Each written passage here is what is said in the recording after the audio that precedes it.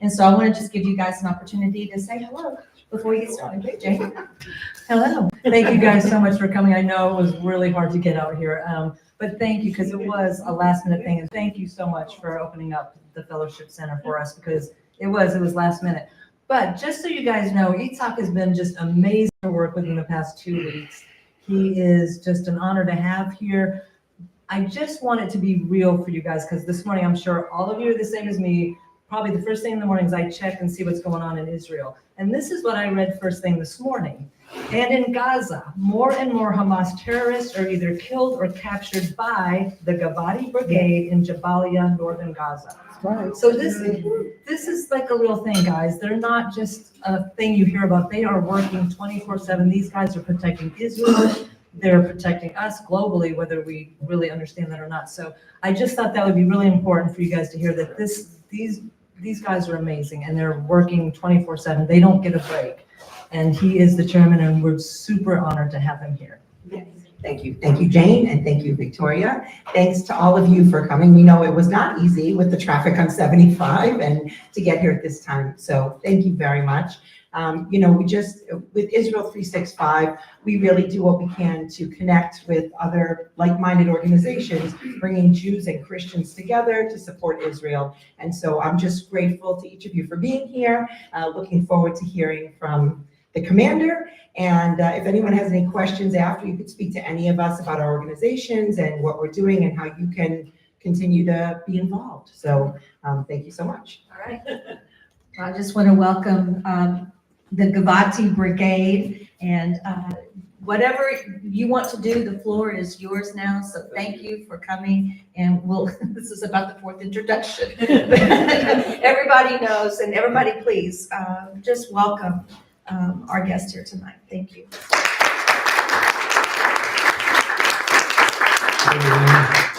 First of all, I must tell you that I really feel moved, because it's not very common to see Jewish, Christian sitting together, sharing together, and like having the same goal to help Israel, to support Israel, to protect Israel, and so on. So I really feel moved because of that. I think it is the right thing, because after all, the Jewish people, the Christian, we believe in the same God, but what is not less important is that we sanctify life. Yep. We don't sanctify the dead as other friends of us do. I will tell you what is in my agenda. First of all, I will give you a short introduction about myself, about the organization, and then I will go through a PowerPoint presentation. And at the end, in the last, I will present a movie of more or less 10 minutes, which is like a summary of what I'm going to speak today. Okay. So my name is Itzhak Levit. I live in Jerusalem, very close to the old city, by the way, in Yamin Moshe. If you know, or you have heard about this neighborhood, it's right across the walls of the old city. I'm married with the same woman for 43 years. Wow. I have 4 children. 3 of them serve in IDF, all of them in elite unit of IDF. My youngest daughter, she is now 26 years old. She was a shooting commander in the Givati Brigade. Go, girl. Yes. So there are a lot of commanders today, the young generation, that say, you know why I know how to shoot so well? Because of your daughter. Wow. Yes, she was really very professional in what she did. And my 4 children, he had a brain injury, so he couldn't enlist into IDF. I was drafted in IDF in 76. I did a career in 2 elite units of IDF. One name is Sayeret Shaked, the other one is named Shaldag. I don't know if you heard his name. And at a certain point in my career, I became a battalion commander in the Givati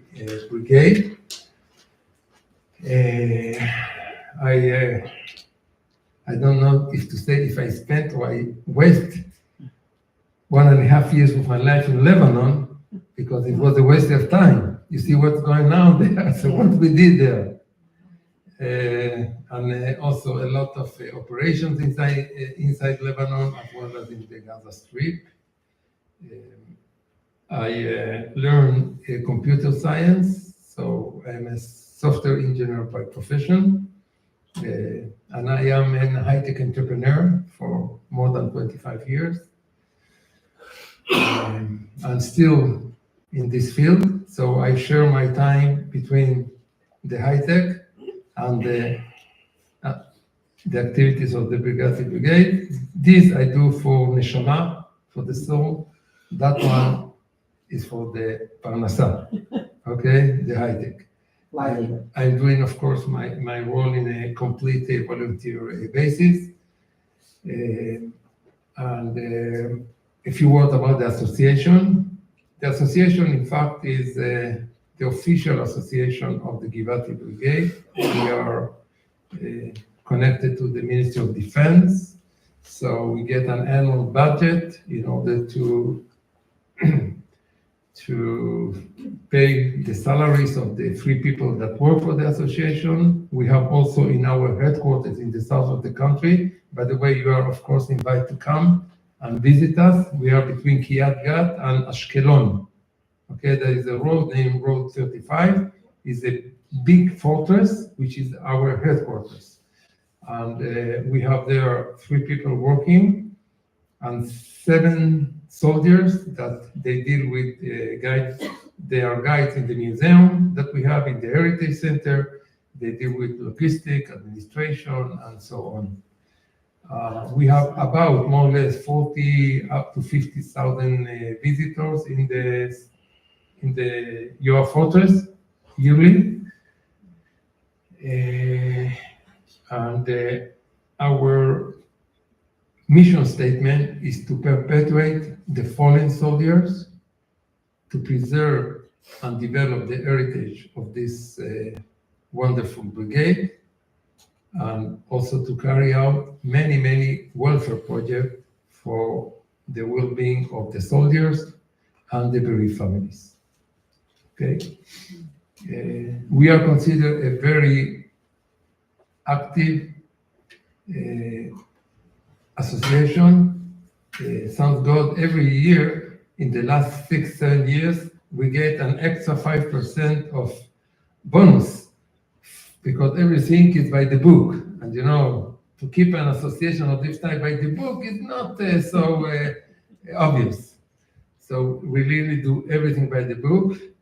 And in the last 7-8 years, I used to come to the US and to Canada in order to raise money for the welfare activities, because all the rest is paid by the Ministry of Defense. But anything that has to do with the crazy project that we initiate in the association, we have to find the sources in order to finance that. I will go afterwards in more detail. So this is a few words about Givati Brigade. The Givati Brigade was founded in 1948. And in fact, the Givati Brigade is the brigade that prevent the Egyptians to invade Israel. Okay, simple. May 1948, Iraq, Syria, Lebanon, Jordan, and Egypt attacked simultaneously Israel. They wanted to wash up to the sea. 2,500 soldiers of Givati, that was the number of fighters of the brigade by then, managed to prevent the Egyptians to go to Tel Aviv. There were 15,000 soldiers. The Givati Brigade fought together with the people that live in the kibbutzim, in Nekba, in Nisanim, Gal'on, in all the south of the country. And this is a history, a piece of history that people are less aware of, but think about that. I think if God was not there, it wouldn't happen. Okay, people fought very fiercely, but at the end of the day, it's really a type of miracle. in some way, like the miracle of the 6 Days War, and the miracles that are happening almost on a daily basis everywhere in Israel. You just have to say, oh, I think it is. Okay, although nobody can certainly say yes, it is. In 55, the Givati Brigade became a reservist brigade, and it was re-established in 83 after the first Lebanon War, which started in 82. And Givati Brigade was planned to be the Marines of IDF, and by then I was a deputy commander in the brigade, and we used to go to Lebanon from time to time with this type of amphib vehicles, that take the soldiers and to do a lot of exercise. But we did the exercise in reality, okay? We didn't do this exercise in Ashdod or in Ashkelon. We did it not far from Tzor, not far from Tzidon, the main city, in order to fill the field like it should be. And since then, since 83, in fact, Givati is the brigade that led most of the operations in the Gaza Strip. Okay, the Givati Brigade belongs to the South Front, so we are in some way responsible of everything that happened in the Gaza Strip. We are not the only unit that is fighting there, because in this war, for instance, there were many units, but Givati was always in the front line, the first in, the last out. And right now, tonight, yesterday night, and 2 nights before, Givati is doing operations and eliminating more and more terrorists. And also finding a lot of storage of rifles and all the stuff that they accumulated there over the years. And in the back of the mind of the soldiers is always, hopefully, we will find 1 hostage, maybe 2 hostages. This is here in the back of the mind of each soldier that is fighting today in Gaza. So all the operations are done also very cautiously in order to prevent that something like happened in the past, before a couple of months ago, that we kill terrorists, but we also kill hostages.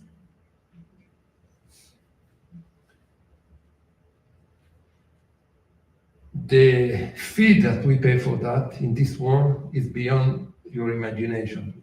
So far, Givati lost 70 soldiers, 70 fallen soldiers, which in a IDF scale is a huge number, okay? And we have more than 1,000 wounded soldiers, which is more or less 30% of the fighting force of Givati Brigade. It's an incredible number. Now, 80% more or less, about 850 soldiers returned back to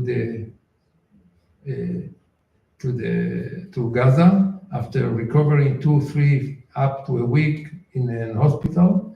But we have still about 180 soldiers that are or hospitalized or in rehabilitation centers, or they were simply discharged from IDF and now they are under the responsibility of the Ministry of Defense. So this is more or less about, let's say, an introduction. I will now go through the presentation. I want to tell you something about the presentation before. I think that many people listen radio, social media, read the news, and they have like flash of information here, there, but they don't have the big picture. They don't really understand what are the threats and what are the challenges that the IDF is facing, or Israel is facing right now. So what I will do in the first part of my presentation is try to give you like a overview that will hopefully put everything in the right context, okay?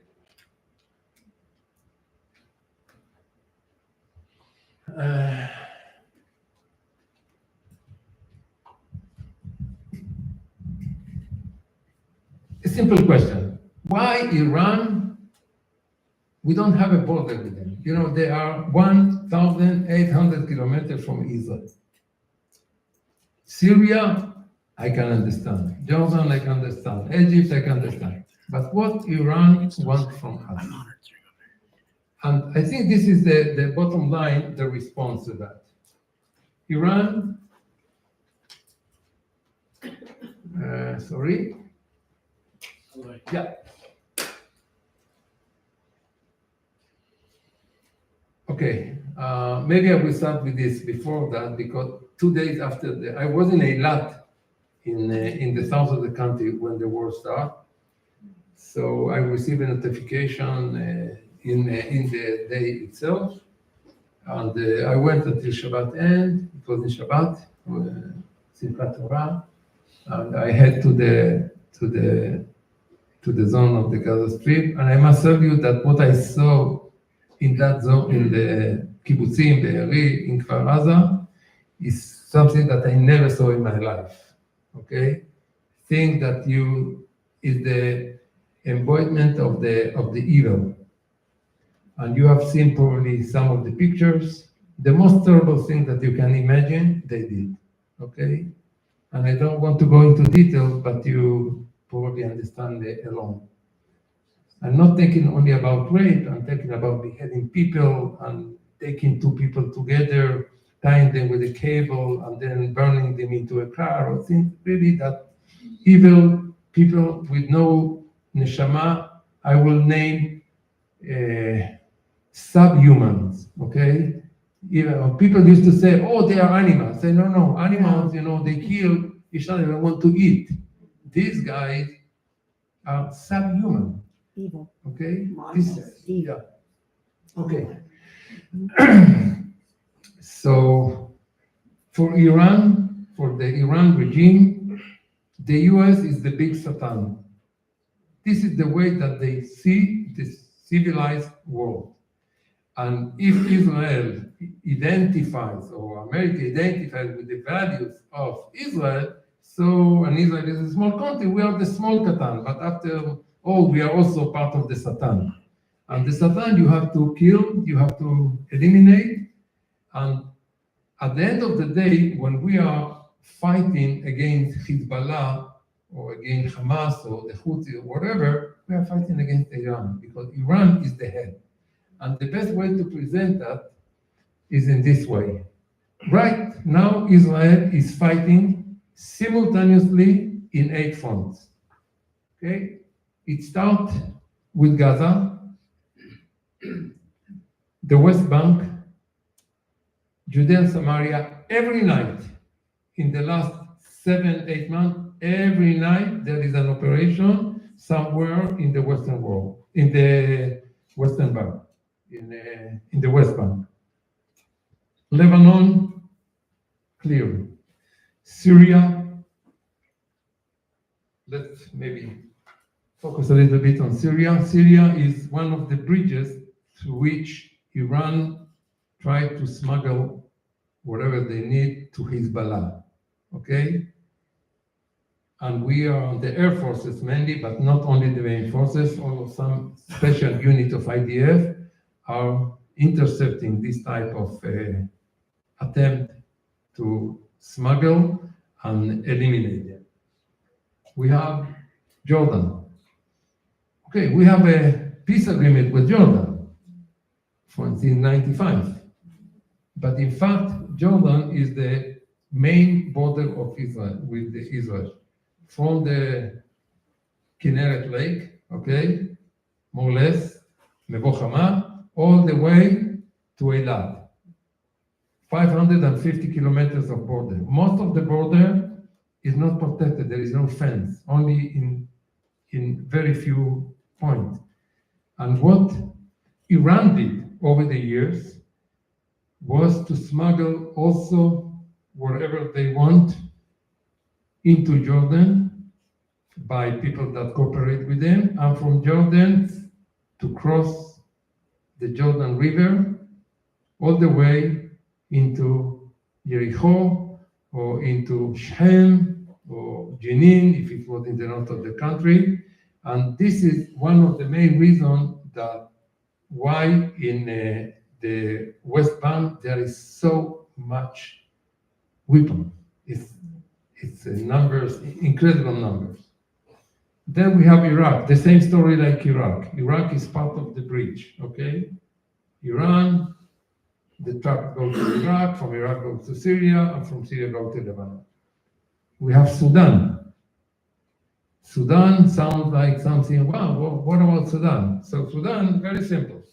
What Iran does, they send ships here from the Persian Gulf all the way, okay, the Yemen Sea to the Red Sea. Here they disembark the weapon, trucks all the way to Egypt, Sinai, here, Philadelphia corridor, into the Gaza Strip. Okay, and they did it for 10 years. We managed to intercept many of their attempts to do that, but from time to time, when Iran sees that their attempt to do it to other zones they fail, so they try. All the time I'm trying to do it in some way. So in fact, we are fighting, Yemen, the Houthis, of course, that today or in the last couple of weeks, they cease fire for the right reasons. Yes, for the right reason. And at the end, the head of all of this is Iran. So the only way to bring, not peace, to bring a type of cease of fire in the Middle East is to cut the head of the octopus. Right. This is the only way. We can fight Hezbollah, we can fight but they are, at the end of the day, proxies of the big Satan, of the real big Satan, which is Iran. So this is the octopus, and octopus. Do you know that if you cut the tentacles of octopus, it will regenerate after 3-4 months? It will be fair. The only way to kill the octopus is to behead it. Okay, otherwise you are wasting your time. Okay, let's make a short overview about Hamas. This is the Gaza Strip, okay? These are the kibbutzim that were attacked in October 7, all the way 40 kilometers, here is 12 kilometers, and here in the middle is about 6 kilometers, so in total it's about 350 square kilometers, not a big thing, with population of about 2 million people. I think that the Egyptians were much more smarter than the Jewish people in the sense that they didn't want to get back the Gaza Strip in 77 agreement with Begin and Sadat. They knew what they do. And these are the two important corridors, the Philadelphia corridors, through which all the time they smuggle weapons, whatever, drugs, everything from Egypt inside. Now, you can say, but how that happened? How that happened? Israel is not here. Israel is only here, okay? Who is here? Egypt. Egypt, or the Egyptian soldiers, their salary is more or less $70 a month. So if they can get extra $500 or $1,000 for smuggling whatever they do, it's a huge business. So they are not doing, maybe there is some ideology behind that, but first of all, money, okay? And they did it for years.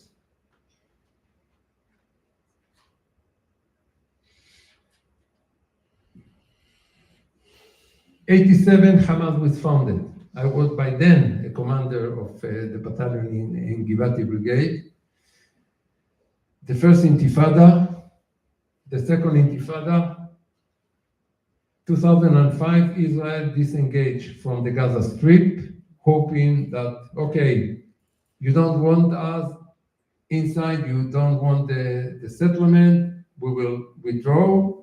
Hopefully there will be a type of silent imagination of people, or political reasons, or private reasons of maybe a prime minister, who knows.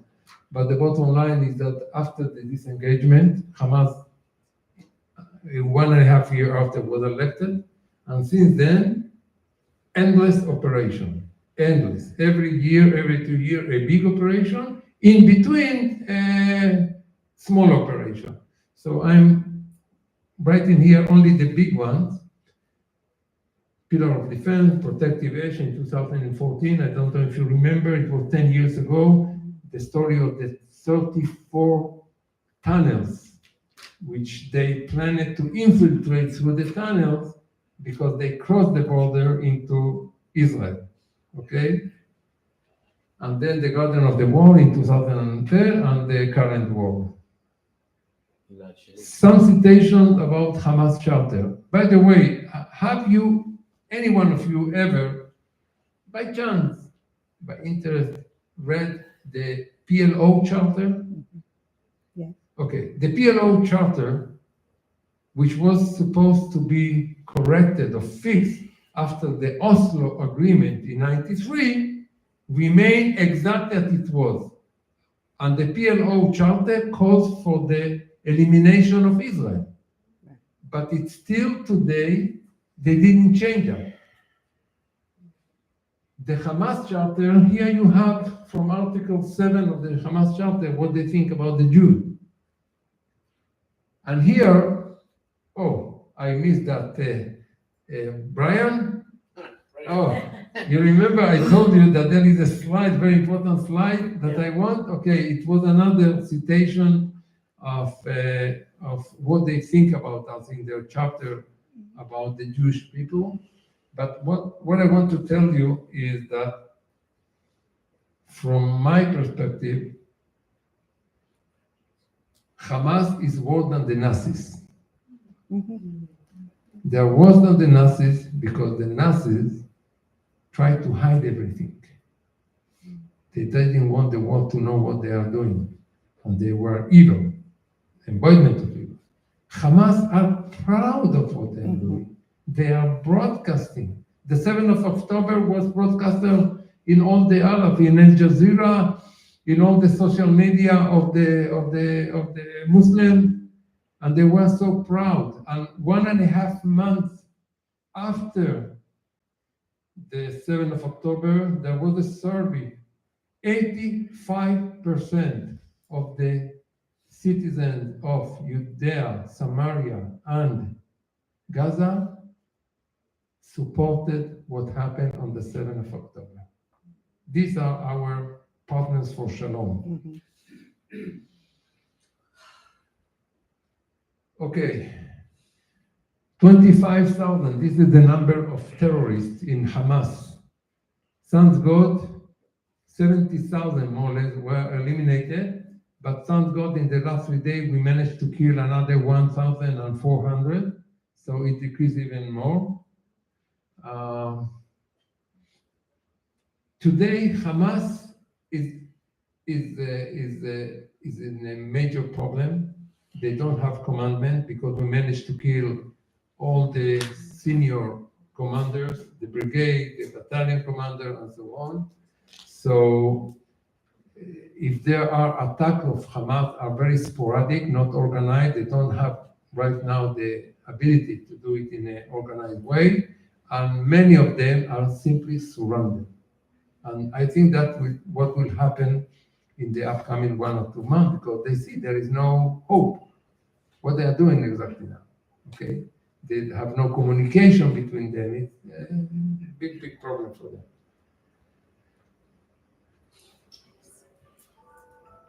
You see this wonderful team? Ismail Haniya eliminated.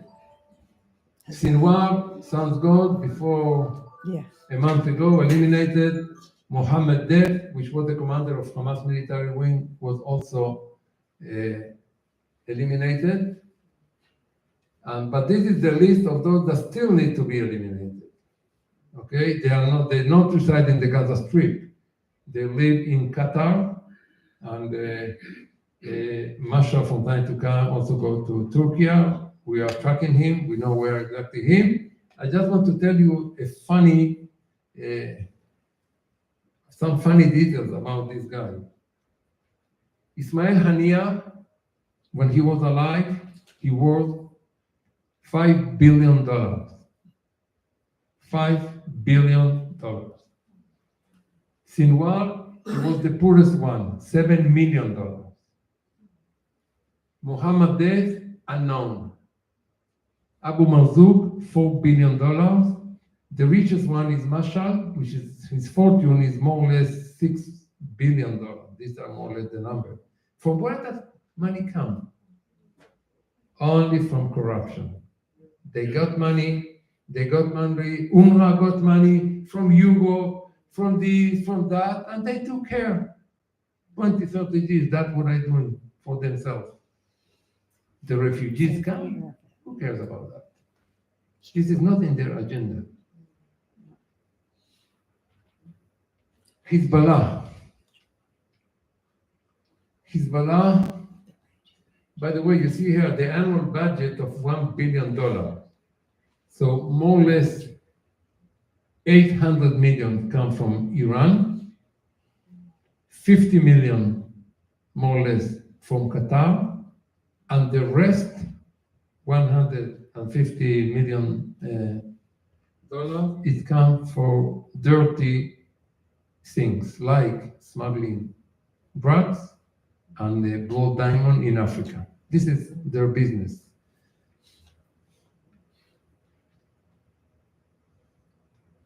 Sounds good? Yeah, thank you. Sounds good? Sounds good. I want to tell you something interesting about Nasrallah. Before a month ago, Israel attacked Iran, and we managed to eliminate or destroy all their bases that have the ground air missiles, rockets, okay? And also the manufacturing. That was like the promotion, the first phase of something that I hope will have also a second phase. But what we did was really to eliminate all the umbrella that could protect them. So today, Iran for Israel is like an exquisite piece of cake, okay? Any air forces that will go there, they don't have the risk at least to be attacked or intercepted by any type of missile. But the most interesting thing is that there was a big question, how Israel can eliminate the nuclear plan of Iran if it doesn't have the big missiles that can penetrate 80 meters under the ground. How Israel can do that? Only America has that. And America, meanwhile, say, no way. I hope it will change. But you know that Nasrallah was residing 85 meters underground. So how we managed to kill him if we don't have these special bombs? And I think this is the real, how you say? It's called the Jewish head. Yes. The Yiddish address. So what we did, in fact, it was that, and it was a long exercise around that, 3 or 4 waves of airplanes that hit the same point in Dahia, where he was in the down. One, 10 meters, second one, 20 meters, 30 meters, blah, blah, blah. 3 waves of airplane, completely accurate, and that's the way we reach Nasrallah. Thank God. So we find like a bypass. to the current situation. And this is the new leader of Hezbollah. I hope that he will be the next in line. Iran, you know these good guys. The Houthis, this guy, Abdul Malik, he's worse than Hitler. His hate to Israel, to the Jewish people, is something that you can't imagine. By the way, you can see it in his eyes, in his face. Really. Okay, context is everything. I don't have to tell you how many trials we have done in order to reach a sort of, not peace, but at least cease of fire with the Muslims around us. But the reality proved that unfortunately,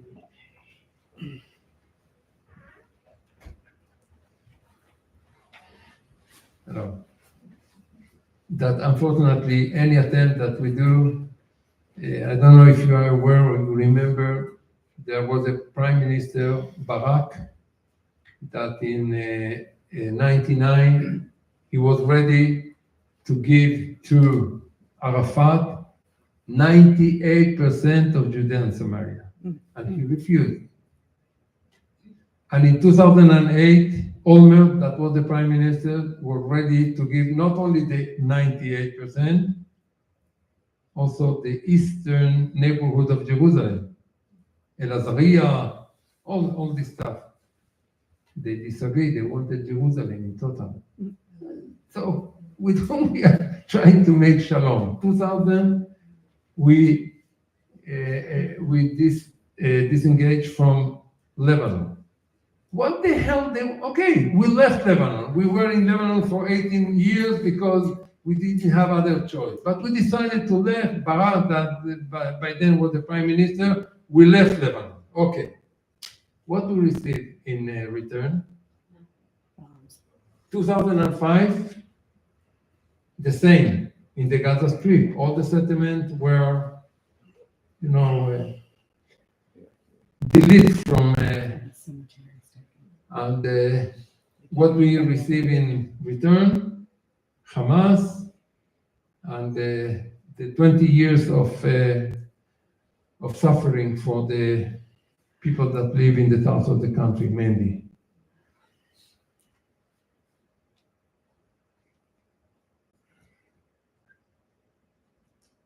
Okay.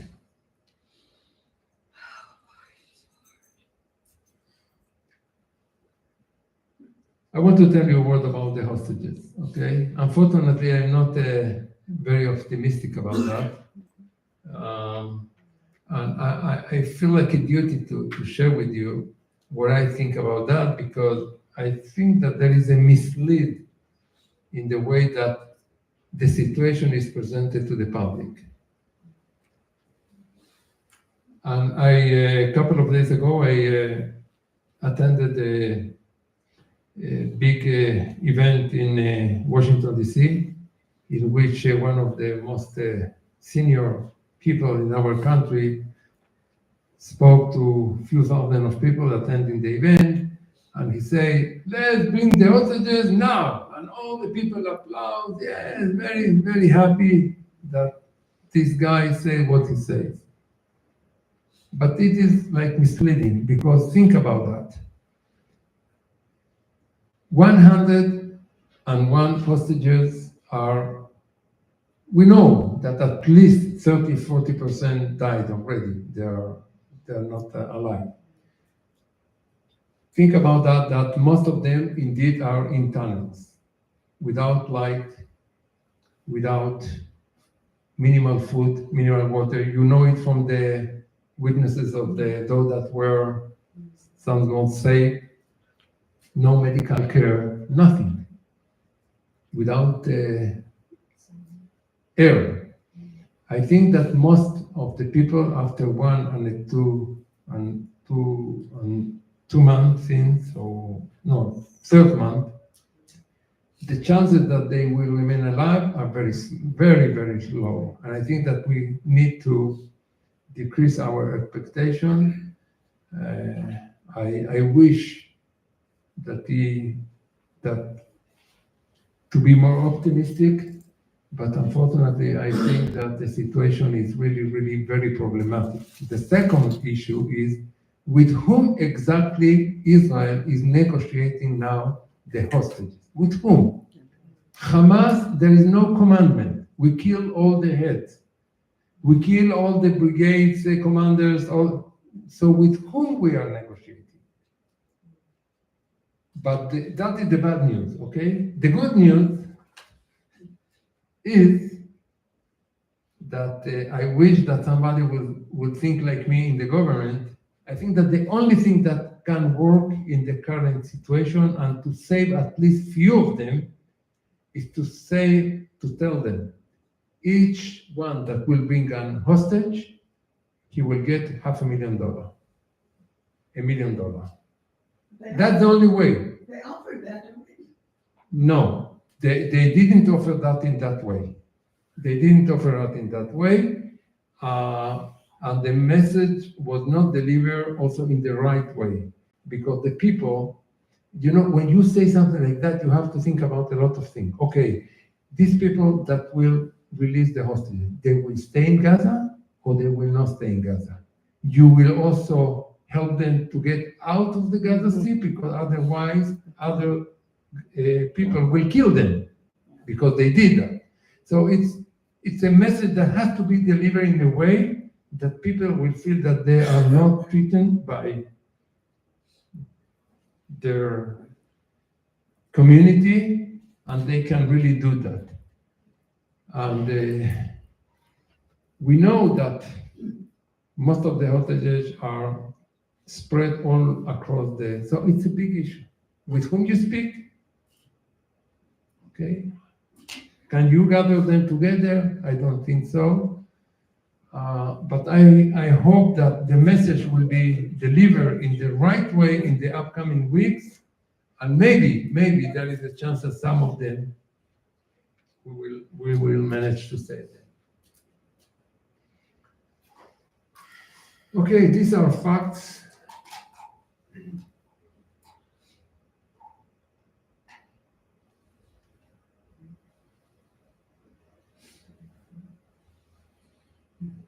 Okay.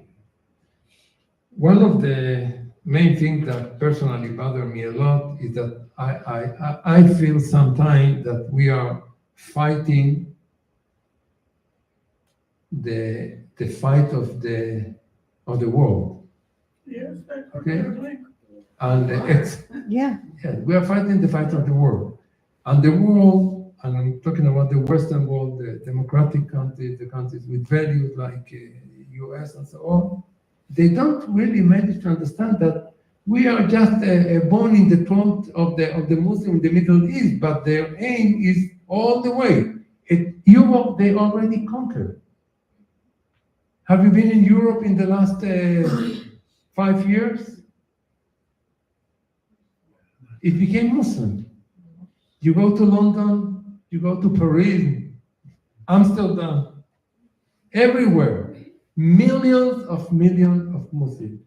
That doesn't happen by coincidence. That happened because there is a type of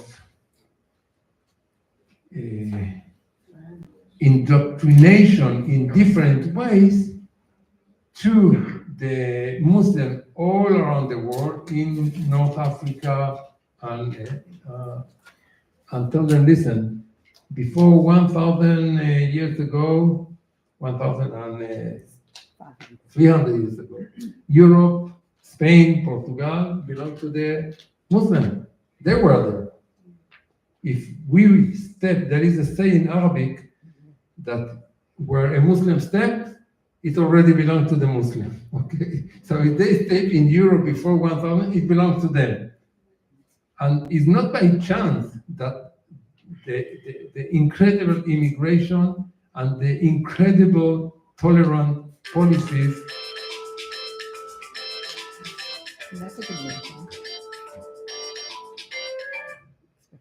the incredible policies of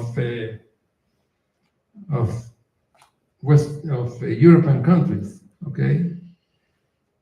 From the other hand, in the last few years, the right wing in some countries is suddenly waking up, saying, "Hey, what's going on?" But my feeling is, in some cases, it's too late.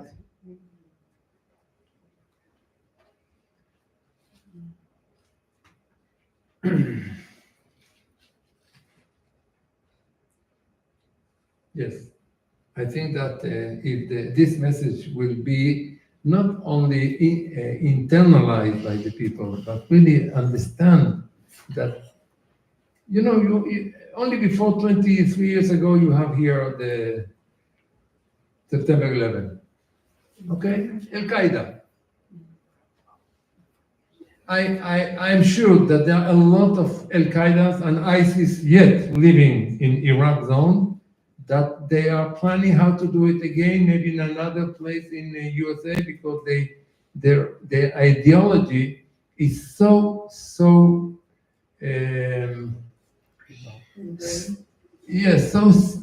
They so believe in the evil they are believing, that nothing can stop them.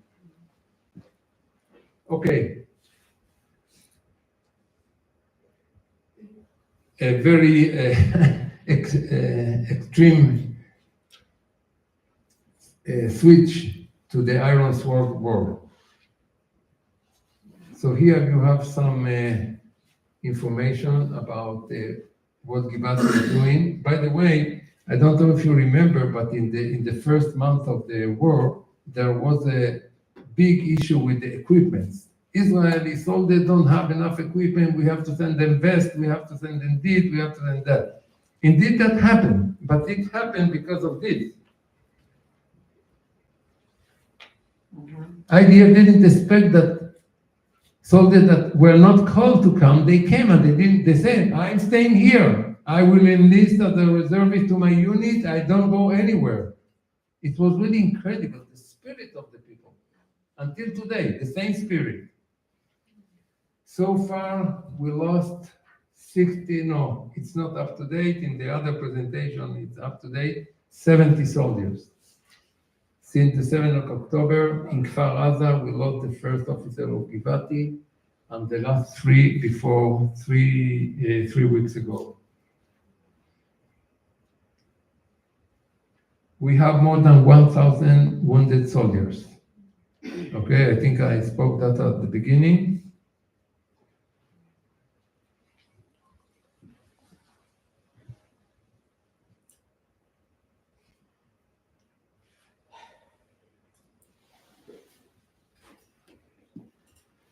All right.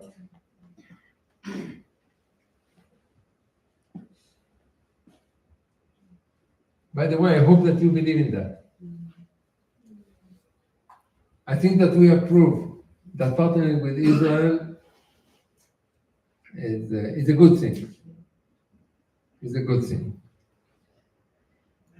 This is our fortress, by the way, where our headquarters are located. And these are typical soldiers of Givati Brigade. Here they are in the ceremony of getting the berets, the purple beret, that they have to work very, very hard to get it. Okay? They are not granted this beret, they have to, after 9 months of training, and only after 12, or depending which unit, it's sometimes 14, they get like a small wings of each unit, that they finish the training process. Okay, it was the second part. The third part is like a summary in a movie, in a video of 9.5 minutes.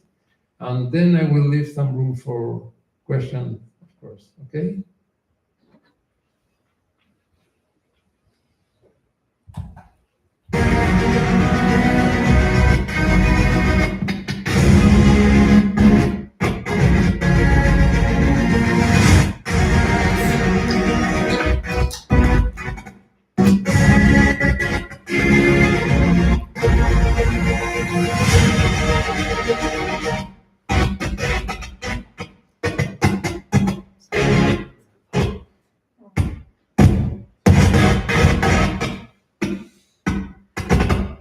It's the actual file.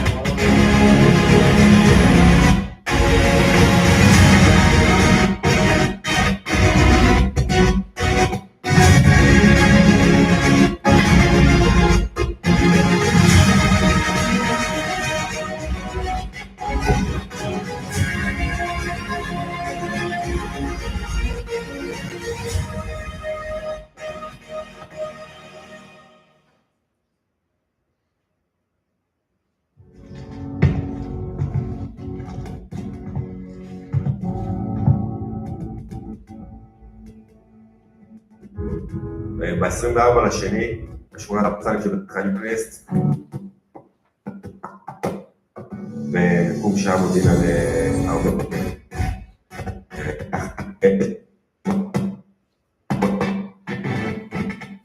חכמים שנכנס לתחנת בבוקר, נתקל על ידי שני מחבלים, ובעצם נופל פצוע בתוך חדר יחד עם שני מחבלים על הבית. משם נכנסנו לאחד הימים המורכבים שקרו במלחמה. לילה, חושך, 8 בערב, לאחר שמחבלים כביכול מבדים הריגה על אותו לוחם, בעצם יורד פנימה לכל הבית, לכל החדרים, הפחות זה פת, מריית הבעלים לזיכרונו לברכה. אנחנו נמצא, אני בנריה בעצם יש ספלור והוא נופל בכניסה לחדר השנייה.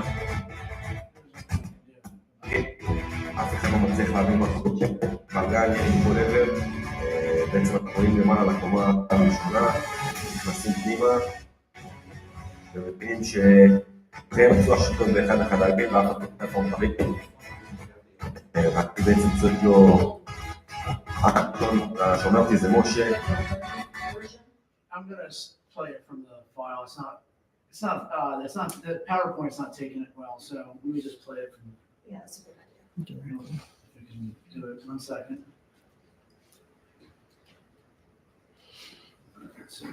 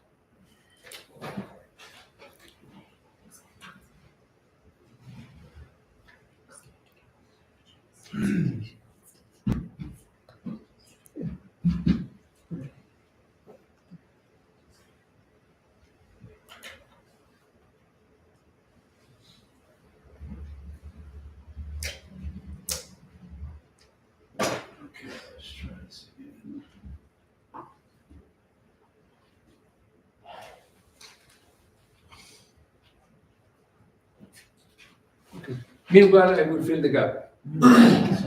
Although I assume that in some way, some of the messages were a little bit... Microphone. Yes, some of my messages were a little bit pessimistic. I'm very optimistic. I will tell you why I am so optimistic.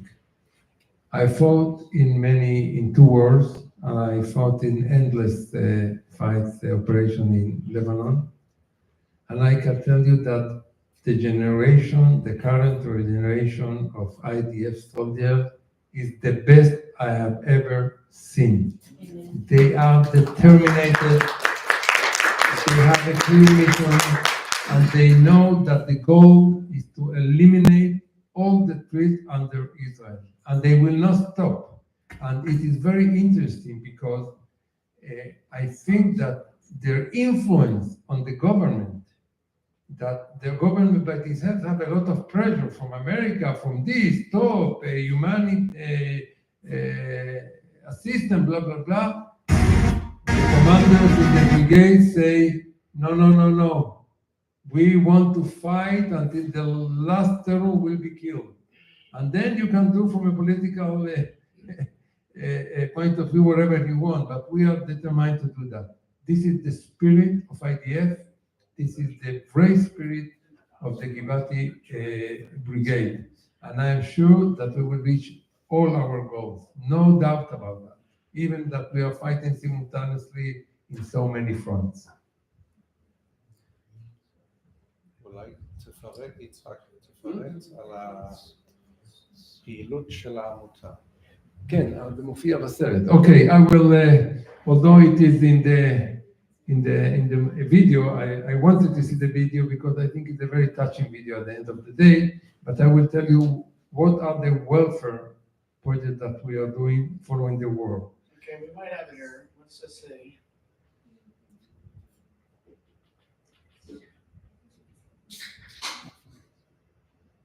All right. I will just finish, 3-4 minutes. I will give an overview about our, and then you can start screening that again from the middle, I think. Sorry. Okay? The file's corrupt. Sorry. It's a fun. It's not working. I tried it in like 4 different programs. All right. So sorry. Yeah. In general, what we deal with in the association in the welfare field is lone soldiers. We have in Givati Brigade 205 lone soldiers. 100 of them are Israelis that have no family background because they are, for instance, Haredis, they are ultra-Orthodox, and the family do not support them, so you have to support them. And the rest of the 100 are soldiers from 27 different countries. From the US, we have 25, and the rest from Philippines, Venezuela, France, and so on, 27 countries. This is a task that we carry very, very intensively all the year. We help to families from very low economic background, families that their son is serving in Givati Brigade, but he was working when he was 17 years old, he enlisted, and suddenly one of the sources of income for the family is not there anymore. It is very, unfortunately, popular between the Ethiopian immigrants, okay? So what we do in the association, we have 20 families. Every month we send them a basket of food, which was more or less $600 for 2 years, okay? So we do it with the Israeli Walmart, which is named Supersal, and I think one of the best things that we are doing. We have a mentoring project, a soldier that discharged from the Givati Brigade. He can contact a mentor that is a former commander of Givati, and he will escort him for 1 year in all his necessities. Following the war, we are dealing with 3 main topics. First of all, PTSD prevention. We signed an agreement with the farm in the south of Israel, in the Negev, in Lahab, I don't know if you know that zone. And what we do is that we, every 2 weeks more or less, we take a squad out of Gaza. We send them to this farm, and they have like 2-3 days of retreat. But the main purpose is PTSD prevention, to prevent the soldiers to get into this, that can, unfortunately, sometimes escort them all their life. And I don't want to tell you how terrible it is to be PTSD. And this is it is done by a very professional staff in these 2 farms. It is combined with agricultural work, and it's done in the right way. We don't know how much we prevent, but we know that it helped a lot because the soldiers suddenly start speaking. They, many soldiers, it's amazing. Let's think about a soldier that he was exposed to a very challenging situation. His commander was killed beside him, and 2 others were wounded in a big explosion, and he got crazy from that. Now, he started feeling some signs of something is not okay with him, and he thinks that he's abnormal.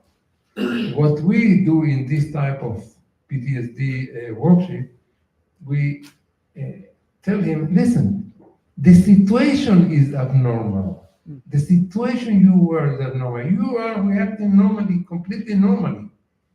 And through this message or this type of messages, little by little, the soldiers start speaking. Before that, they didn't speak about what happened. They don't want to speak, they want to share. And it is one of the most important things that we are doing right now because of the war. The second is that we have, unfortunately, 70 bereaved new families. And there is a lot of stuff that we did know. I will not go into too much detail.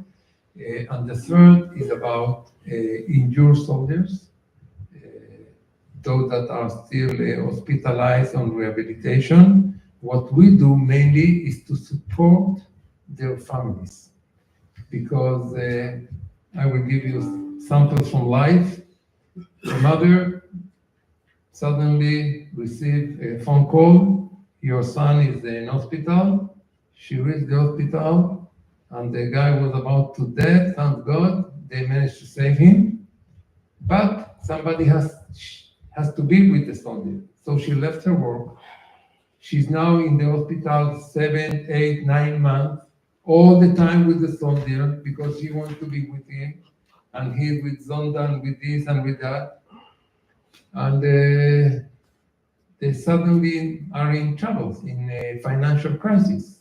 So we simply transfer to their bank account on a monthly basis an amount of money.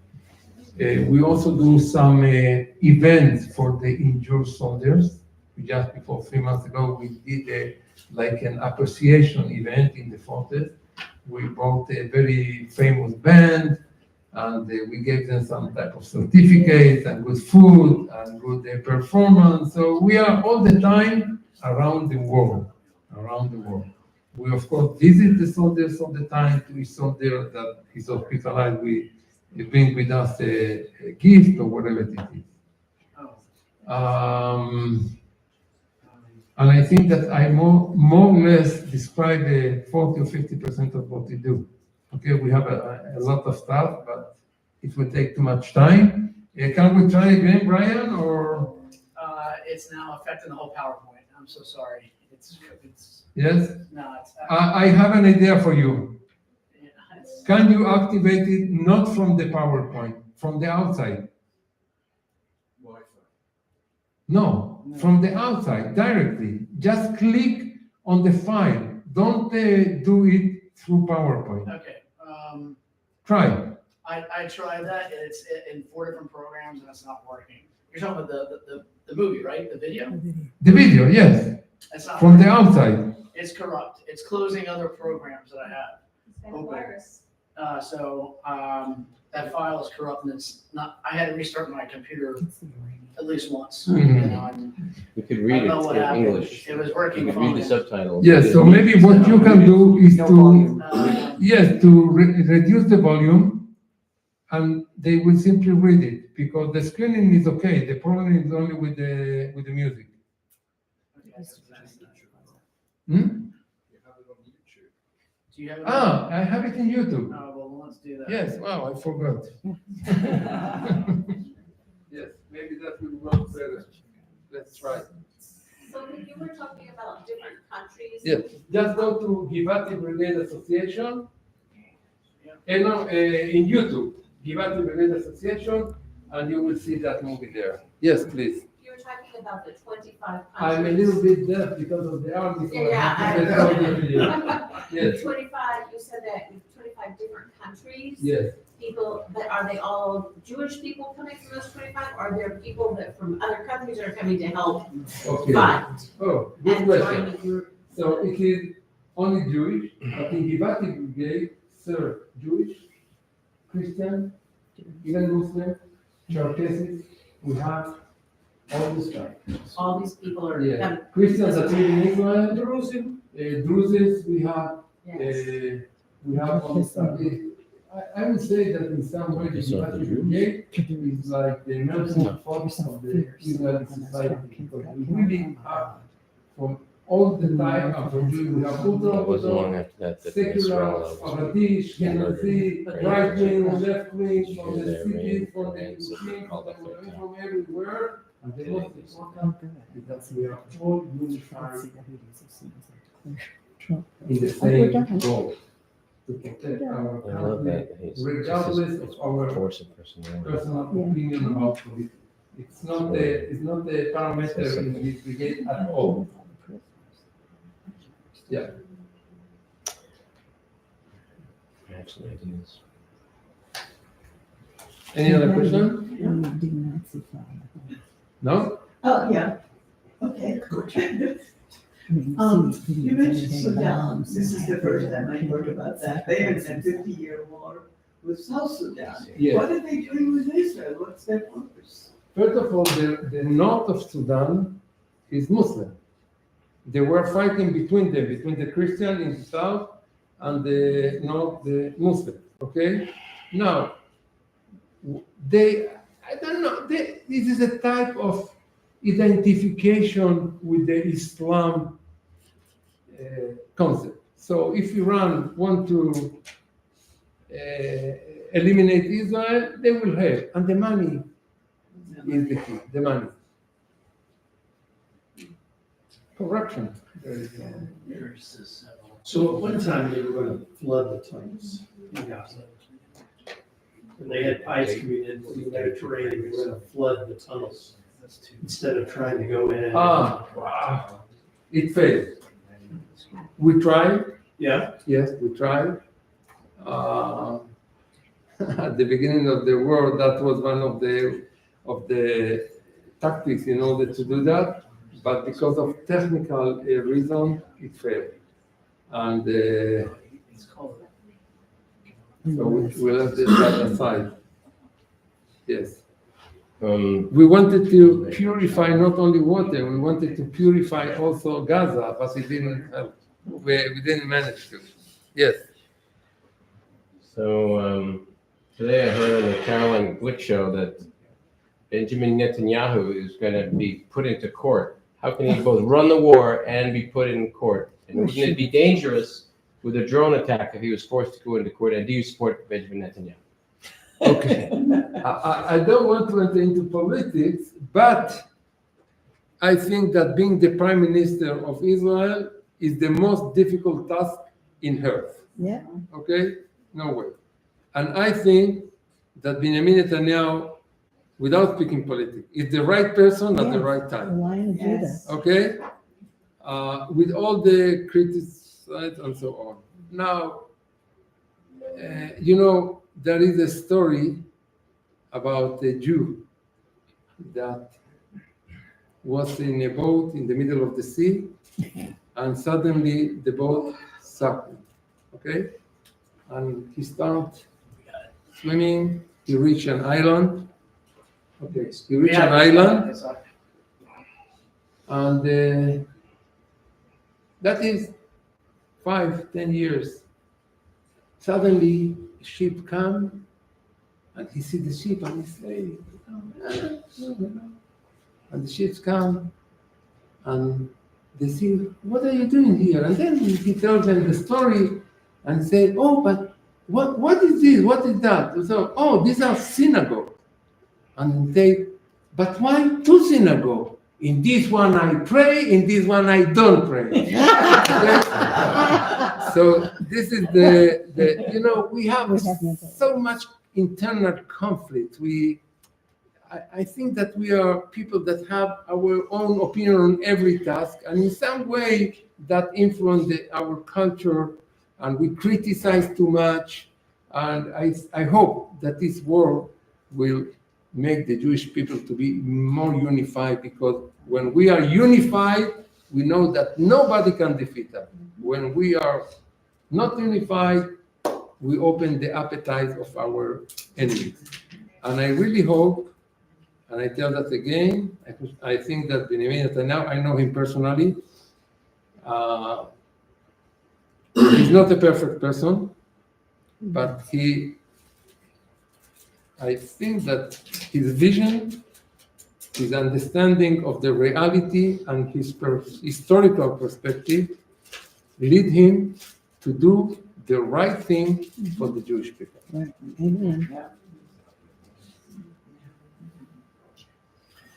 Can I ask another tunnels question? Yes. The tunnels in Gaza, I understand.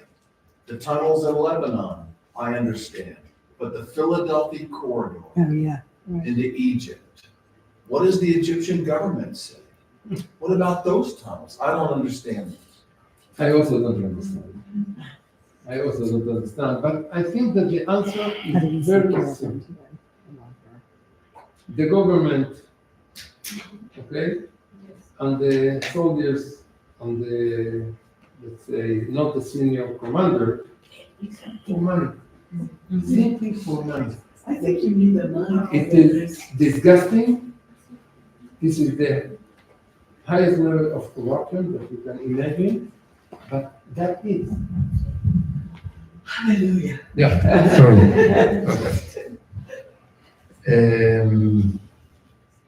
Okay, so We're ready for the video too. YouTube. Why you didn't tell me that I have it in YouTube, Brian? Yeah. Well, that's good. I should have thought about it, but. Now, if you will not work properly, you will not have any excuses. I have no excuse. Oh, look how well it's done.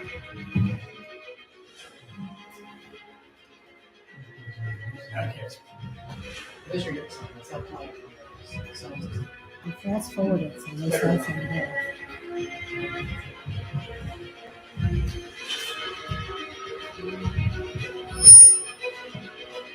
Yeah, it's not gonna be probably spend enough to do.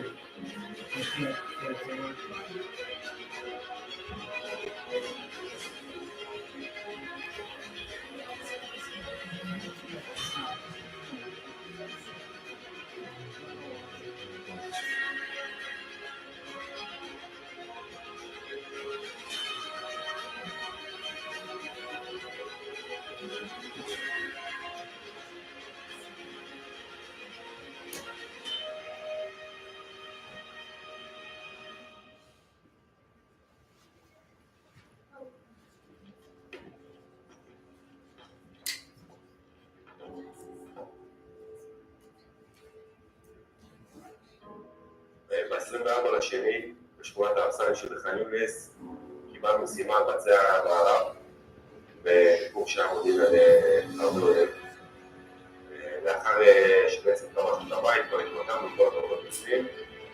אחד הלוחמים שנכנס לאחד החדרים במבנה נתקל על ידי שני מחבלים, ובעצם נופל פצוע בתוך חדר יחד עם שני המחבלים נתקל בבית.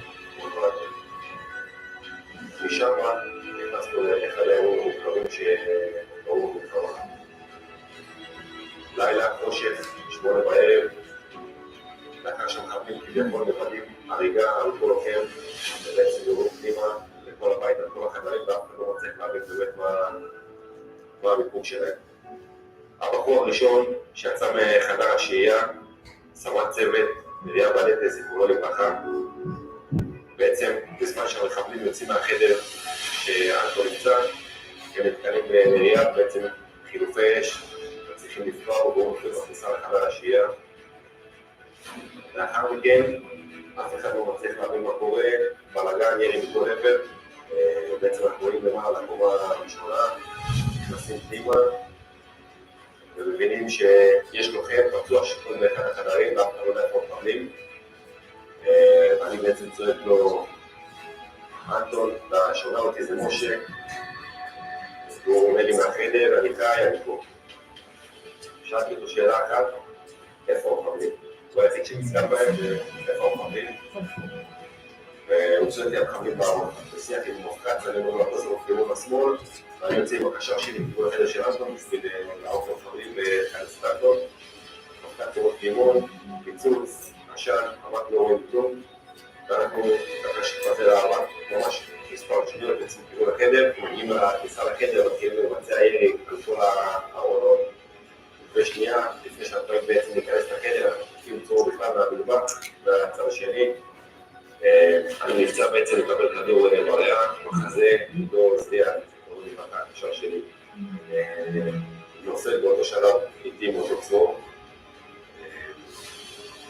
אני הייתי בטוח שזה נגמר, אבל אני פותח בעיניים, אני רואה את ההמשך של הצרור, ואני שומע כמו שנפל, הבנתי שנתיים. התחלתי לדחוף עם הרגליים אחורה בשביל שלא יקנו לי עוד כדורים. שם הכניסו אותי לחדר והתחילו לטפל.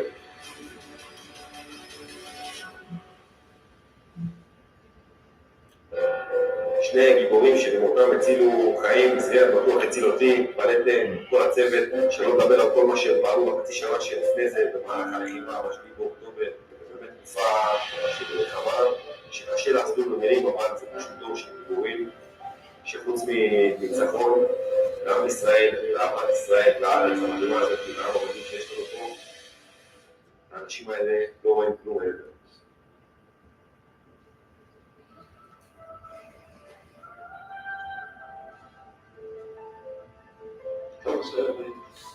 ערב מאוד חייכן, ובשיר, וגיטרה, ואהב את החיים, אהב לבלות, המוקד שלנו, גם של הבית וגם של החברים, גם בבית ספר וגם בשכונה, הוא היה ילד מאוד מאוד מוכר, ורצה לדרוס את העולם, זה תמיד היה להיות, רצה להיות משהו. וכן, הוא אהב את גבעת, הוא רצה ללכת לסיירת. הוא רצה תמיד להיות, לקחת מעצמו ולהגשים את עצמו, וגבעתי הייתה בדם שלו. אנחנו מאחורינו בסוף מסלול שלו, כל השנה וחודשיים. זה כל הזמן אני אמרתי לו, דודו, אני הייתי קורא לו דודו. אמרתי לו, זה היום הכי מרגש שהיה לי בחיים חוץ מהלידה שלך ושל אחותך. זה היה יום עוצמתי. שאי אפשר לתאר. ועידו היה מנהיג, פשוט היה מנהיג, אבל הוא ראה את השקופים. הילדים שלא הצליחו, הוא אסף אותם מאלגנטיות ואינטליגנטיות כזאת, של כן להכניס אותם, לא יכול לראות אותם, לא יכול, יש לו נשבר. המגרים כל מיני פרויקטים חברתיים, כולנו הרצנו אותו. הרצנו, אנחנו, ובאמת כל מי שמסביבנו, הוא רוצה ללחץ. קשנו, אולי תוותר, אולי הפעם אני תכנס, נכנסת כמה פעמים, והוא לא אוהב. הוא אמר לי, בשביל זה התגייסתי, ובאתי. הוא נכנס. הפעם השלישית, הוא אמר, אל תדברו, לא הגיע הפעם האחרונה, יכול להגיע אותנו, ונגיד הפעם. אני חושבת שהוא לא מצטער על זה שהוא יוצא את החברים שלו הרבה. אבל...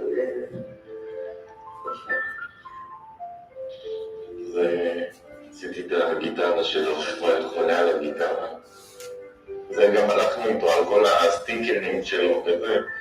יש מישהו למעלה עם תוכנית מסודרת, אנחנו סתם בלחץ, הכל מתוכנן והכל לטובה. וזה שיגעו לנו גם את הטלפון שלו, זה היה שומר מסך שלו עם דגל ישראל. אני הייתי רוצה שיזכרו אותו שמח. הוא כל הזמן אומר גם לחברים שלו, רק תזכרו אותו. גם שאתם יוצאים, שאתם מבלים, תמיד שאתם מרימים את הכוסית, תעשו לחיים לדודו.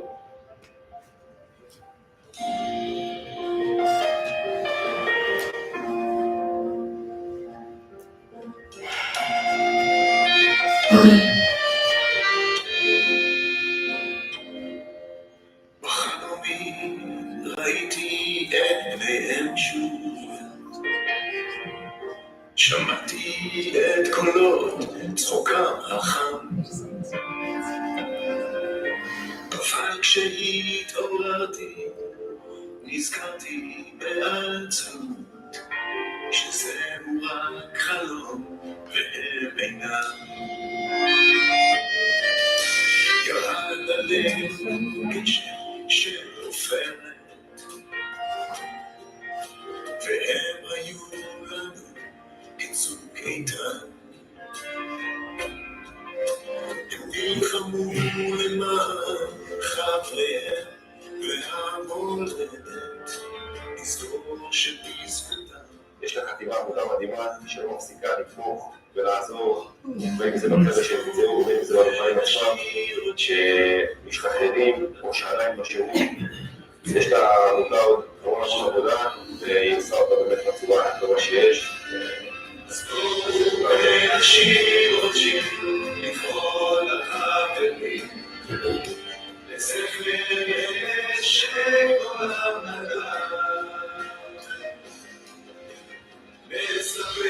על חייהם רצים העלומים, לכבוד החברים, לכבוד הגיבורים, לזכר האחים, אחים בדם.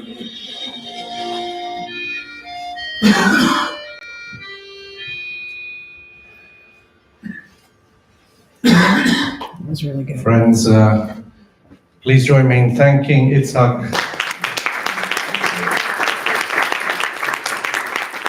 Thanking my host, wonderful partners, and most importantly, thank you to all of you. I'm Eli. I have the pleasure of working with Itzhak, and just really wanted to share our gratitude that we have friends, partners all the way here in Texas. As you can hear my Texan accent, been working on it really hard. I think it sounds okay, no? I always say people, they smile, they nod, they don't understand what I'm saying. It's okay. But if you have any questions for Itzhak, we're going to stay around. We don't want to keep people too late. But obviously, for those of you who wish to support the work of the association, it's tax deductible here in the United States, and you can either use the QR code or more traditional methods. We have some things here that we'd love you to take, some t-shirts and berets and other things from the association. And so please spread the word, and we should meet peaceful times soon. And toda rabah, thank you.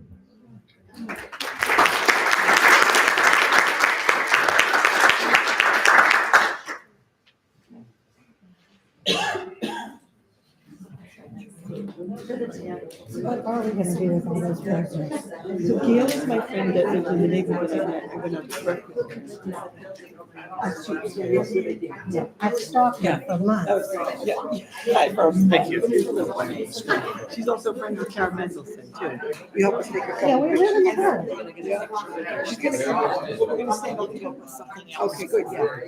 Yeah, I know we're gonna stand up here with them and take our group picture. Yeah, is that okay? So where are you This is my from? husband, by the way. If the photo didn't take place, it never happened. Yes, yes. I'm from Yerushalayim, Yeah. Jerusalem. Yeah. I was brought up in London. That's where I'm asking. It's that part of the dialogue. We're gonna get together in a group, yeah.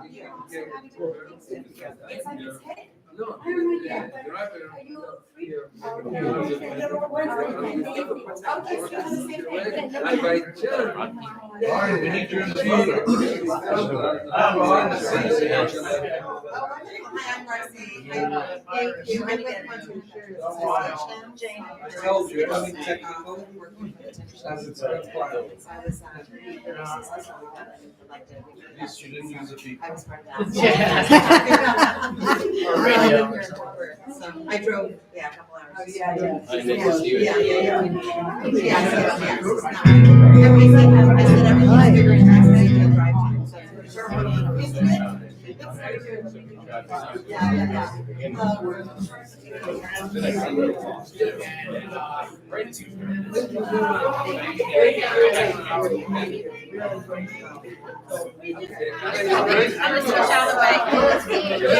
Doing well. We'll get together soon. It's there now. It wasn't there.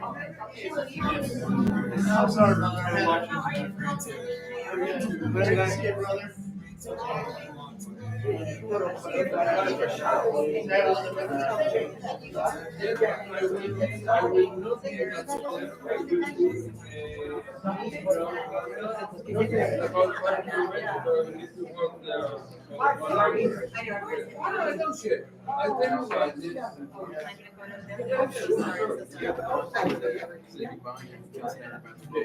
You understand everything? He's a very strong.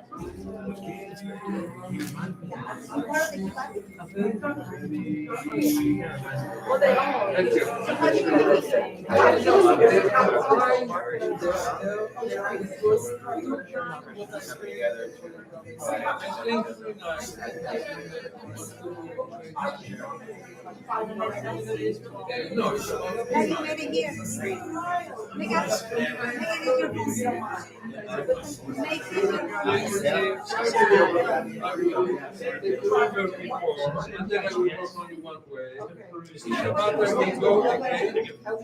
And also, you are staying very close to the hotel, yeah?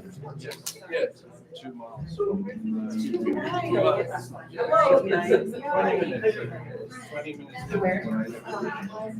I have to look again, but it wasn't. You have to be there for Shabbos because you're gonna be working. Like,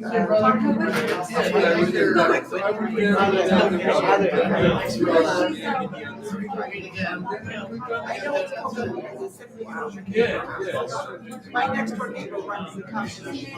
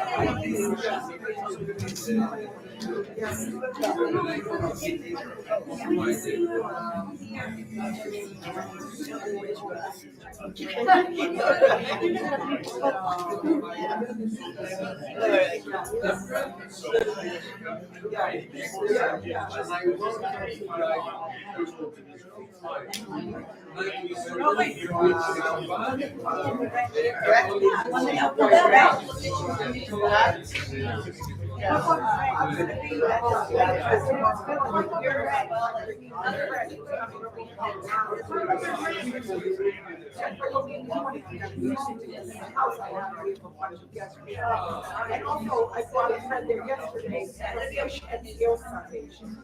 My friend from Israel came, so she